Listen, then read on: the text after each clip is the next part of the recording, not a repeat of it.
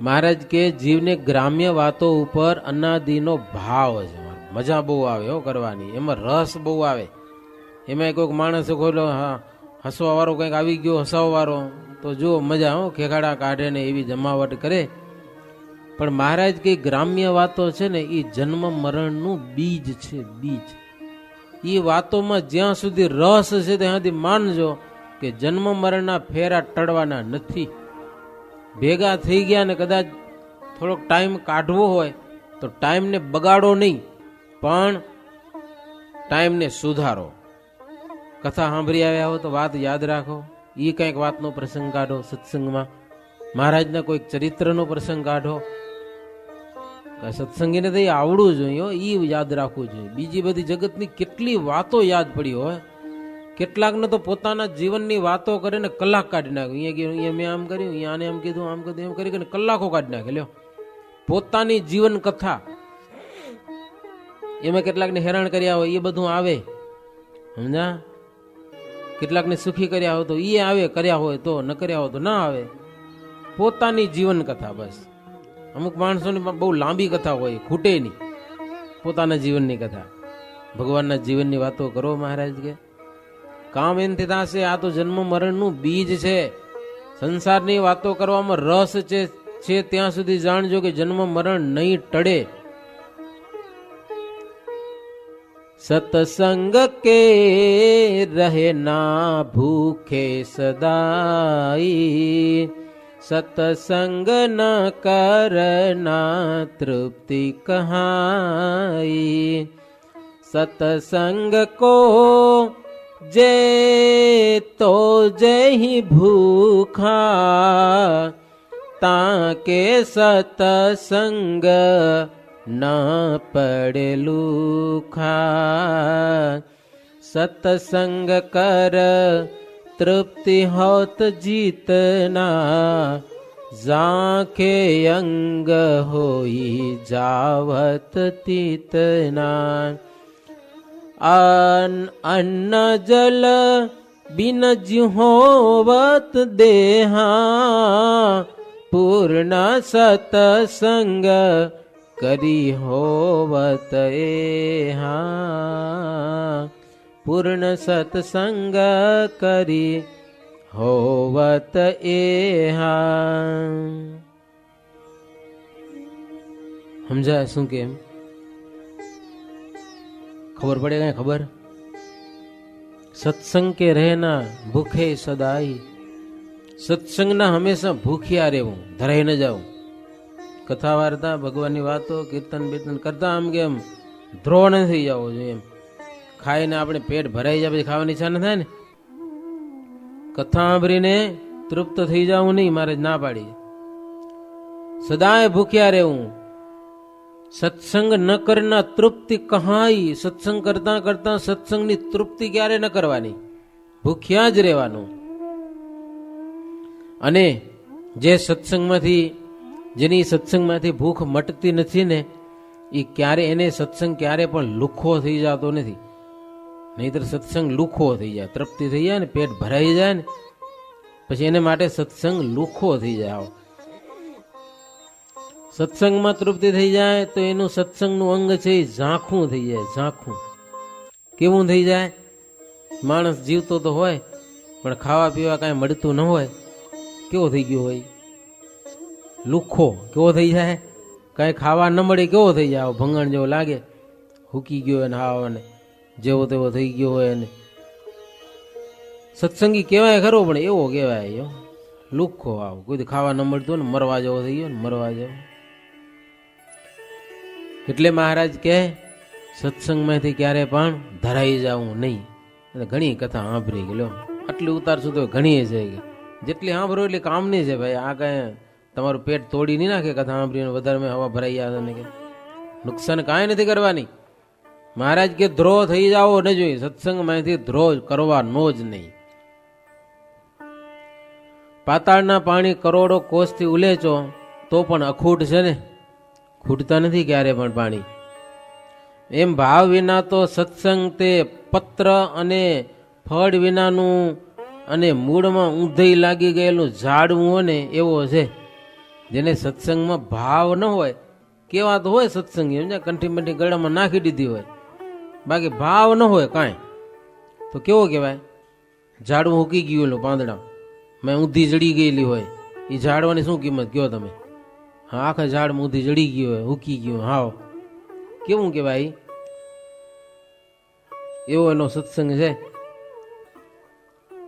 સત્સંગના અપાર અંગ છે, તેમાંથી એક અંગને અનુસરતી વાત પાત્ર જોઈને કરવી, તેના કોઈ અંગનો છેદ ન થાય એવો વિચાર વાતો કરનારાએ પણ કરવો. હો, મહારાજ રામદાસ સ્વામીને કે સત્સંગીઓની વાતો કરવી આગળ, તો એના અંગ ઓળખીને વાતો કરવી. એને સત્સંગમાં જે અંગ રાખ્યું હોય ને આપણું બીજું હોય તો એના અંગનું જો ભંગ કરવા જઈએ તો ઉલટાનો સત્સંગમાંથી ભાવ આવે.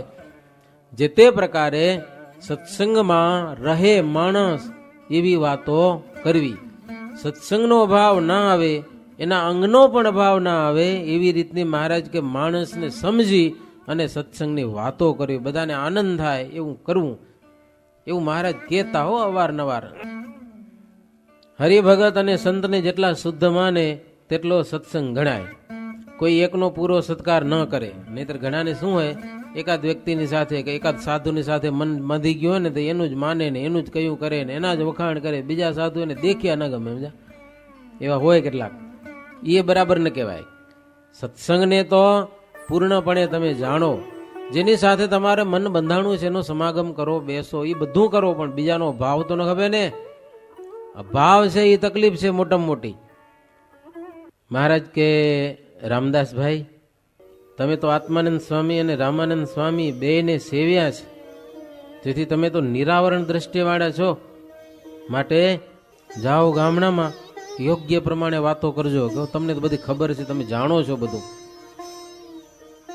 શ્રીહરિને વડાવવા જે સંત હરિભક્તો આવ્યા હતા એ બધા આ વાત સાંભળીને બહુ આશ્ચર્ય પામ્યા. હો, મહારાજ વડાવતી વખતે સંતોએ ગયા હો ને ભેગા, ભુજમાં રહેવાવાળા હતા ઈ, જાવાવાળા હતા ઈ, બધા ભુજની પાદરમાં જઈ ક્યાંથી વડાવતા ખબર હે મહારાજ? સંતો ભક્તજનોને પડદાભીઠ હનુમાનજી છે, આગળ ખાણું થઈ ગયું ને, એનાથી પેલા સીધો રસ્તો મહારાજને સુપર ગામ જવાનો રસ્તો ઈ પડદાભીઠ હનુમાનજી લગેથી, બિલકુલ હનુમાનજીની પાછળથી સીધો ડુંગર ઉપર રસ્તો ચડી જતો. અમે નાનપણમાં જોયું છે, ડુંગર ઉપર જઈને તો ત્યાં આપણા કયા સ્વામી હતા, નીલકંઠદાસ સ્વામી હતા કે કોણ હતા, એને દર્શન થતા. હો, કચ્છમાં મહારાજ જ્યાં જ્યાં જેવી લીડા કરી હોય ને દર્શન થાય.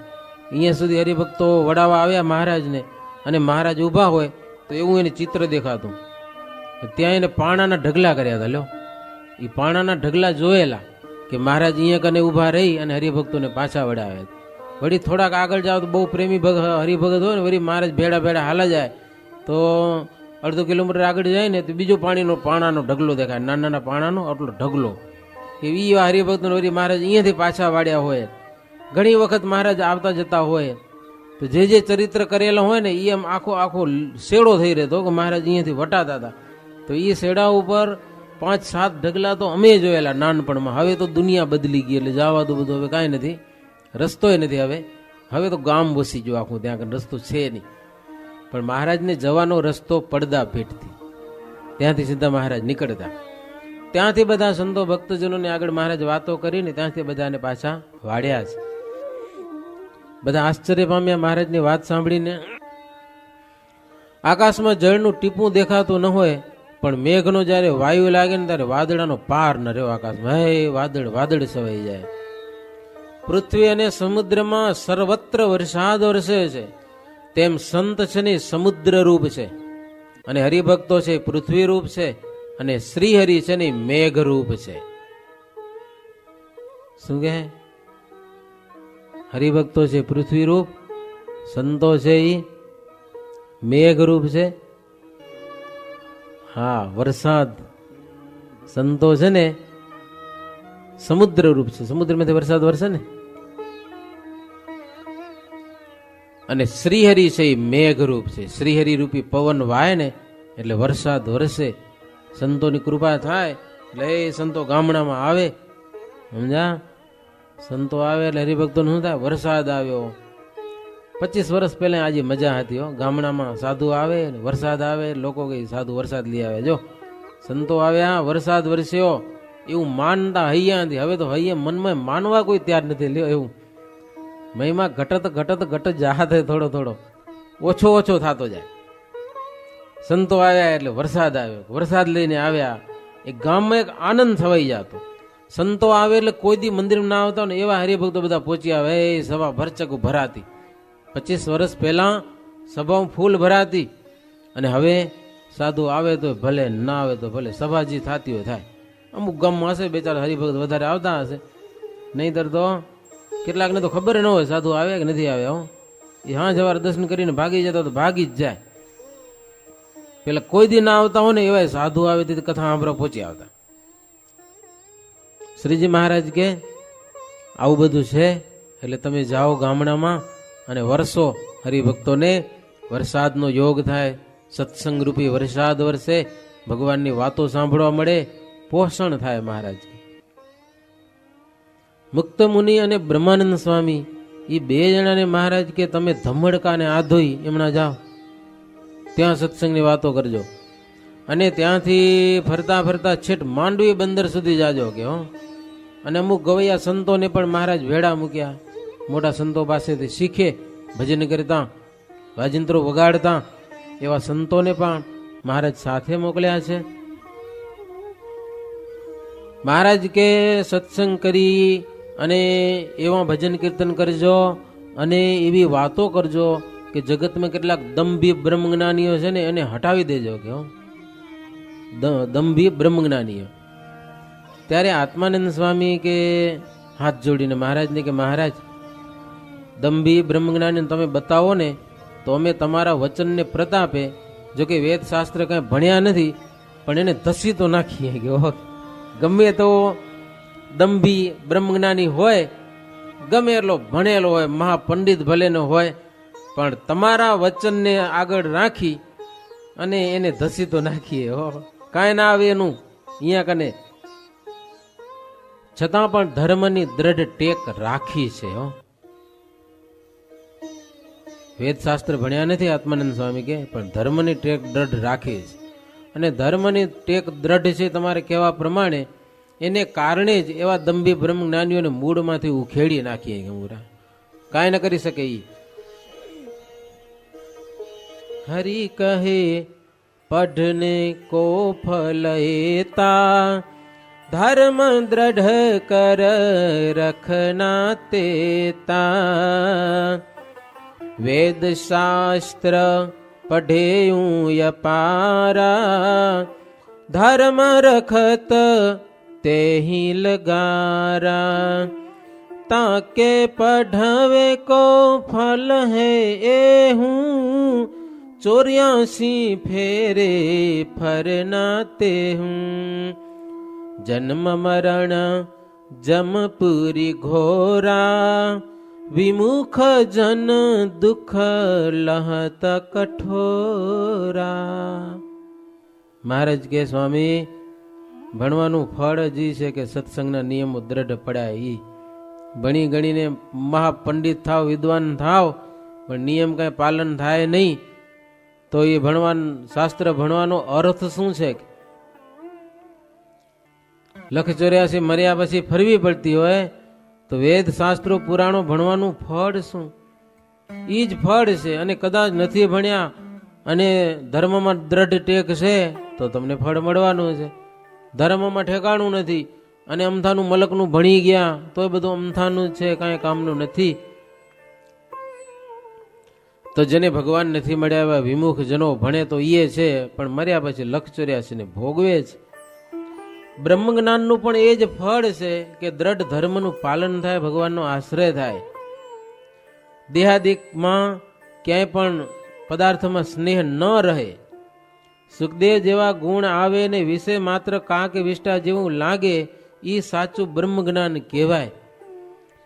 તેને સ્ત્રી ધનનો મોહ ન હોય, બ્રહ્મ જ્ઞાન વિનાનો બીજો કેફ પણ ન હોય. અને જે દંભી જ્ઞાની હોય તે તો વાતો મોટી મોટી કરે હો, બહુ જોરદાર વાતો કરે, સમજ્યા? બ્રહ્માંડ ફાડી નાખે એવી વાતો કરે, પણ ધર્મના કાંઈ ઠેકાણા ન હોય. અમે નવા નવા સાધુ થયા, એક પ્રોફેસર સાહેબ ભણાવવા આવતા હતા અમને, માંડવીમાં હતા. ભણાવવા આવે કે એક જગ્યાએ અમે સભામાં ગયા હતા, એને સાંભળેલી એને અનુભવની વાત. એક જણાને પ્રવચન કરવાનો વારો આવ્યો, અહિંસા વિશે પ્રવચન કરવાનું, હો, નહીં હિંસા વિશે. એવું જોરદાર પ્રવચન કર્યું, પરસેવાથી પલળી ગયેલો, એટલો આમ જોર જોરથી બોલ્યો, સમજ્યા ને. પ્રવચન પૂરું થયું એટલે ખિસ્સામાંથી રૂમાલ કાઢી એને, સમજ્યા ને, પરસેવો લૂસવા માટે. પણ ખિસ્સામાં ઈંડા પડ્યા તો ઈંડા નીકળી પડ્યા, લ્યો ઈ પડ્યા બારે. યા અહિંસા પ્રવચન કરનારા શું કામના પણ આ, લ્યો બોલે એટલું જોરદાર કે પરસેવે પલળી, સમજ્યા ને, દુનિયા તોડી નાખે જાણે. પોતામાં કાંઈ નહીં, ઈંડા તો ખીચમ ભર્યા પાછળ. એ નજરે જોયું કે આવા દુનિયામાં હોય મહારાજ કે એનાથી કાંઈ ન થાય એમ. વાતો મોટી મોટી કરે પણ સુખજી કે જનક જેવું કાંઈ પણ એમાં વર્તન તો માય કાંઈ હોય નહીં. ધર્મને લોપતા હોય, હિંસા કરતા હોય, બ્રહ્મની દેશી કાઢીને બોલતા હોય કે અમે બ્રહ્મ છીએ, બ્રહ્મને કોઈ જાતનું પાપ લાગે નહીં, કે પાપ માત્રનો બ્રહ્મજ્ઞાનીને સ્પર્શ ન કરે, કે લ્યો એમ કરીને મહારાજ કે પાપ કરવા સારું તો બ્રહ્મજ્ઞાની થયા હોય, બ્રહ્મજ્ઞાનીને પાપ લાગે જ નહીં કાંઈ. એવા થઈ અને નર નારીને ઘોર નરકમાં નાખનારા દંભી જ્ઞાની છે. અને બ્રહ્મનું મૂળ તો શું છે? ભગવાન છે. ભગવાન છે એ જ બ્રહ્મ છે. એમાંય ભગવાનનું સ્વરૂપ છે એ મૂર્તિમાન ભગવાનનું સ્વરૂપ. એ પાછી મૂર્તિ ન માનતા, એ પાછી વળી નિરાકાર માત્ર તેજને માનતા હોય ને, ભગવાનના અવતારને માઇક કહેતા હોય ને, આવા બ્રહ્મ જ્ઞાની શું કામના. મહારાજ કે ભલે સંતો તમે ભણેલા ન હો, પણ એવા બ્રહ્મ જ્ઞાની સામે આવી જાય તો તમારી સામે કઈ ટકી તો શકે નહીં, કારણ કે તમને ભગવાન મળ્યા હોય અને એને તો કાંઈ મળ્યું જ ન હોય. બધા દુઃખના અધિકારી છે. શુદ્ધ જ્ઞાની તો ભગવાનની મૂર્તિથી કાંઈ પણ અધિક માનતા નથી. શ્રુતિ સ્મૃતિમાં પ્રતિપાદિત સનાતન ધર્મનો ક્યારે લોપ કરતા નથી. એવા જ્ઞાનીનો જે સંગ કરે છે, એના વચન માને છે, એના સર્વ પાપ નાશ પામી જાય છે. શ્રીહરિ કહે તમે સૌ શુદ્ધ જ્ઞાનની મૂર્તિઓ છો. સંતોને કે શુદ્ધ જ્ઞાનની તમે મૂર્તિ છો, મૂર્તિ. તમને દંભી ક્યારે પણ નહીં પહોંચે. તમે કેવા છો? તલવાર રૂપ છો, તરવાર રૂપ. અને દંભી છે ને એ મ્યાન રૂપ છે. મ્યાન કઈ કામ કરે? ભાંગી પડે ક્યાંક. તલવાર કામ કરે. તમને શુદ્ધ સાચું જ્ઞાન છે એટલે તમારું જ્ઞાન છે એ તલવારનું કામ કરે.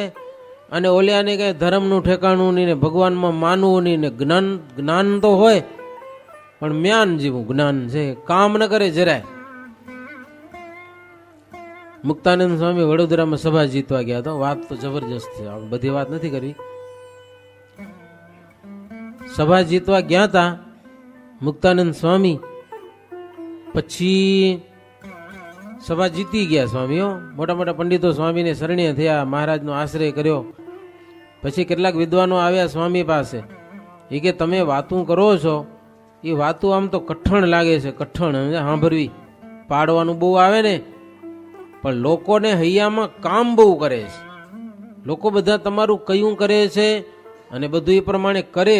જ્યારે અમે વાતો કરીએ લોકોને મજા બહુ આવે, પણ વાહે કોઈ માનતા નથી, કે એ પ્રમાણે કોઈ કરતા નથી. એનું શું કારણ છે એ કહો.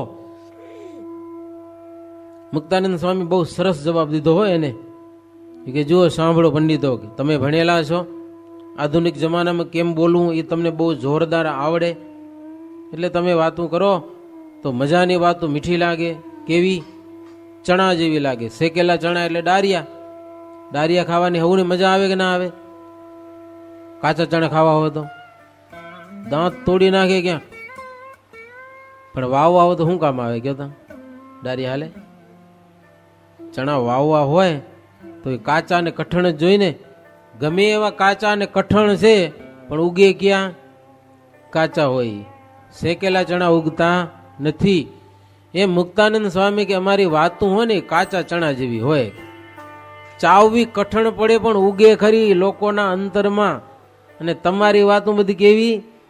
શેકેલા ચણા જેવી, સાંભળવાની મજા આવે પણ ઉગે નહીં એકે. પંડિતો કે ઈ હાવ સાચી વાત કરી તમે હો. શ્રીહરિ કે સંતો તમે તો શુદ્ધ જ્ઞાનની મૂર્તિ છો, તમને દંભી ક્યારે પણ પહોંચી શકે નહીં. એને બધું કામ પડે ત્યારે જણાય.